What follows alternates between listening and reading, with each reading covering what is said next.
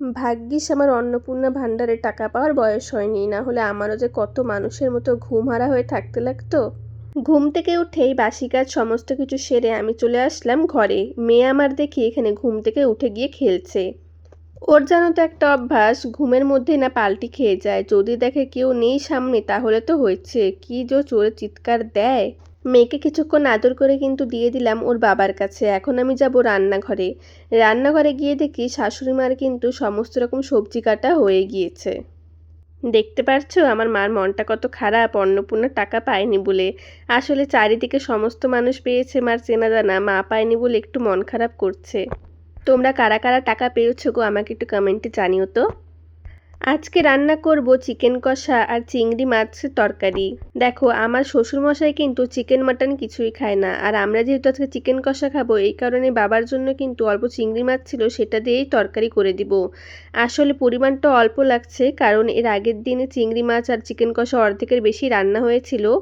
এই এতটা ফ্রিজে ছিল দেখে আজ ভাবলাম রান্নাটা করেই নিই। মা তো এখানে সমস্ত সবজি কেটেই রেখেছে, আমি শুধু রান্নাটা করব। আমি এদিকে রান্নাটা করে নিব আর শাশুড়ি মা এদিকে আমার মেয়েকে ওটস খাওয়াবে। ওটস কিন্তু আমার মেয়েকে আমি কলা দিয়ে খাওয়াই, আবার মাঝে মধ্যে খেজুর দিয়েও খাওয়াই। আমি না জানতামই না যে ওটস খেলে বাচ্চারা নাকি শুকিয়ে যায়, তাই ভাবছি এখন থেকে আর ওটসটা দেবো না। মা যদি দুদিনের জন্য বাড়িতে না থাকে তাহলে আমার যে কে হবে কে জানে। কেন বললাম এই কথা, দেখো শাশুড়ি মা জানো খুব তাড়াতাড়ি খুব সুন্দর করে চিন্তা ভাবনা করে নেয় আজকে কি রান্না হবে। সেই মতো কিন্তু খুব সুন্দর করে সব সবজিও কেটে নেয়, কিন্তু আমি এই যে ভাববো আজকে কি রান্না হবে কি সবজি কাটবো এই করতে করতে যেন আমার এক দুপুর। তাই মাই কিন্তু এসব কাটা বাছা করে আর আমি শুধু রান্নাটাই করি। মাছগুলো কিন্তু আমি ভেজে নামিয়ে নিয়েছি, এবার আমি তরকারিটা রান্না করব। আর ওদিকে আমার শাশুড়ি মা কিন্তু আমার মেয়েকে ওটস কলা খাইয়ে দিচ্ছে। ও ওটসটা কিন্তু বেশ ভালোই খেত, তবে এখন যেহেতু জানতে পারলাম ওজন কমে যায় সেই কারণে কিন্তু এই খাওয়াটা ওর বন্ধ করতেই হবে। আর তাছাড়া আমার মেয়ে না কিছুই খেতে চায় না গো। আচ্ছা তোমরা আমাকে একটু কমেন্টে বলো তো ওকে কি খাওয়ানো যায়। ভাত খিচুড়ি ওকে যাই দিই না কেন ও না একদম খেতে চায় না, মানে মুখে নিলেই ফেলে দেয়। এভাবে করে কিন্তু ওকে খাওয়ানোটা হয় না, তাই সারাদিনে কিন্তু আমি ওকে স্যারেল্যাক আর কলা, মাঝে মধ্যে মিষ্টি আলু সেদ্ধ এগুলোই খাওয়াই। ভাত খিচুড়ি কিন্তু ওকে কিছুই দিতে পারি না আমি। চিংড়ি মাছের তরকারিটা তো প্রায় হয়ে এসছে, তাই ভাবলাম এদিকে চিকেন কষার জন্য প্রথমে আলুগুলো ভেজে নামিয়ে নিই।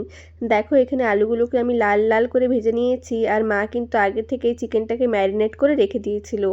তো সেটাই কিন্তু কড়াই এবার দিয়ে দিলাম, এবার ভালো করে কষাতে হবে, তাই ঢাকা দিয়ে আমি চলে গেলাম মেয়ের কাছে। দেখলাম ও তো বেশ খেলছে ওর বাবার সাথে, এখন যেন নতুন নতুন অনেক আওয়াজ শিখছে। আচ্ছা তোমরা আমার ঝিলিক সোনাকে কারা কারা ভালোবাসো একটু বলো তো। ওর কিন্তু পেজ আছে ঝিলিকের গল্প নামে, তোমরা কিন্তু অবশ্যই সার্চ করে দেখতে পারো। আর তাছাড়া কিন্তু আমিও ওর কিছু কিছু পোস্ট মাঝে মধ্যে শেয়ার করি, আমার আইডির থেকেও কিন্তু তোমরা দেখতেই পারো। ওর কিন্তু সমস্ত রকম ভিডিও আমি ওখানেই শেয়ার করি। আগের দিন আমি ডাল চিংড়ির কোপ্তা করেছিলাম, তার জন্য না কিছুটা ডাল বাটা বেঁচে গিয়েছিল, তাই ভাবলাম আজকে সেটা দিয়ে ডালের বড়া করে নিই। এদিকে দেখো ডালের বড়াগুলো ভাজছি। আচ্ছা তোমরা কারা কারা ডাল চিংড়ির রেসিপিটা চাও আমাকে কিন্তু অবশ্যই কমেন্ট করো, আমি তোমাদের সাথে শেয়ার করব। এদিকে আমার রান্না তো প্রায় হয়ে এসেছে, আর এদিকে আমার মেয়ে কিন্তু খুব কান্নাকাটি করছে। আসলে এটা না ওর ঘুমের সময়, ওই দুপুর 12টা, ওকে কিন্তু স্নান করে আমি এখানে ঘুমও পাড়িয়ে দিয়েছি। যাই হোক আজকের ভিডিওটা এখানেই শেষ করছি, ভালো লাগলে লাইক কমেন্টস করে দিও।